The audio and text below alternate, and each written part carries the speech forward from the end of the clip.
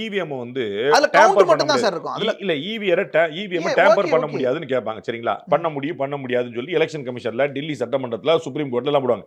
அப்ப நீங்க தான் ப்ரூவ் பண்ணணும். அது ஓகே சார். அது ஓகே. அதத்தான் நான் அவங்க சொல்றேன். டேட்டா கேக்குறாங்க. வேற ஒண்ணும் கேட்கல. உங்கள்ட்ட இருக்குத நீங்க கேட்டா நாங்க வந்து செய்ய முடியாது.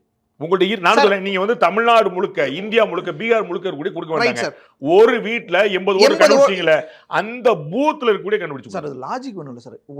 ஒரு வீட்ல 80 பேர் ஓட்டரா இருக்காங்கன்ற அது ஒரு வீடு இல்ல. அது ஒரு ரூம். அந்த ஒரு ரூம்ல 80 பேர் இருக்காங்க. ஓட்டு போட்டதுக்கு ஆதாரம் கொடுங்கன்னா எப்படி? 80 பேர் இருக்காங்கன்றதே ஃப்ராட் தானே. கட்டாயம் ஆமா. அந்த ஃப்ராடே பண்ணிட்டீங்கன்னா அங்க கவுண்ட் ஆனா என்ன ஆகாட்டி என்ன? ஆகலைனா கூட அத காட்டிறது பெஸ்ட். ஒரு நிமிஷம் இருங்க. திருட வந்தேன், திருடுனா என்ன, திருடாட்டி என்ன சொல்ல முடியாது. திருட வந்ததுக்கு என்ன தண்டனை?